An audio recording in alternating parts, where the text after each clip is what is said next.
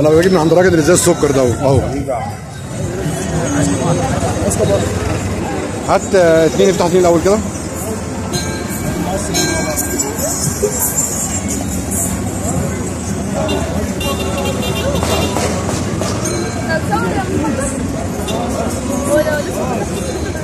دي اسمها الريتزا او الجلاجولا زي ما بيقولوا عليها الاسكندرانيه.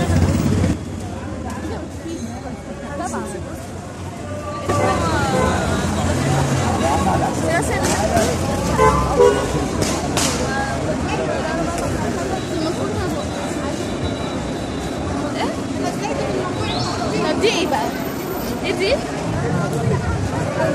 افتح يا باشا. بالمقص كده. افتحها بالمقص؟ اه.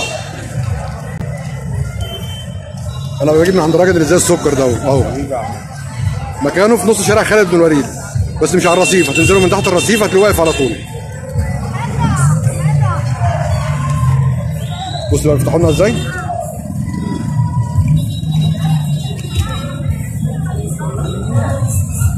هو المفروض المقص سليم، بس المقص اللي عندي مكسور بقى. دي اللي جواه. اللي جوه ده؟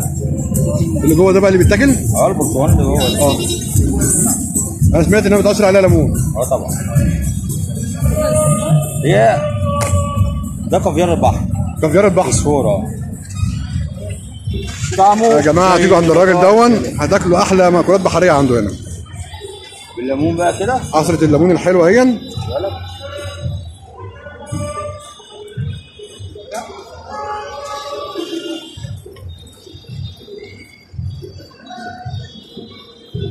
في معانا سكر عندك؟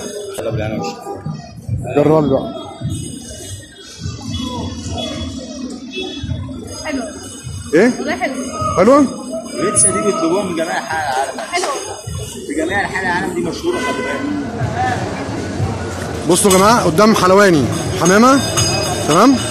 الفرشه بتاعته اهي. الفرشه هنا قدام حلواني حمامه على طول. عنده ايه؟ في عنده ام الخلول، في عنده الريتزا، طعمها طلع تحفه بصراحه يعني وعلى ضمانتي. في عنده ام الخلول، في عنده احجام من ام الخلول، تمام؟ ام الخلول الكبيره اهي. طبعا مش هقول اسعار ان الاسعار ممكن تختلف عن يوم عن يوم، تمام؟ بس هي اسعاره جميله. بس بالنسبه للريتزا انا ب 5 جنيه الواحده. الحجم اللي احنا شايفينه دوت يعني الحجم ده اهي يعتبر حجمها اقل من الوسط شويه، ب 5 جنيه وتحفه. وديا بلح البحر. افتح لنا بقى بلح البحر. لا امسك انت المقص، امسك. هي لازم تخبط عليها جامد كده، لازم تخبط عليها جامد. يا حاج 80 جنيه. 80.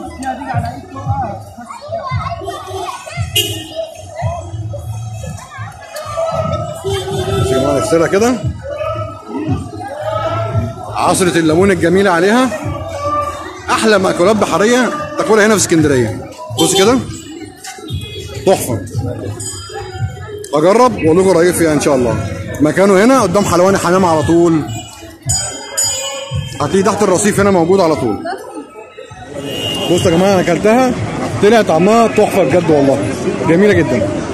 اتمنى تجربوها. مع السلامه.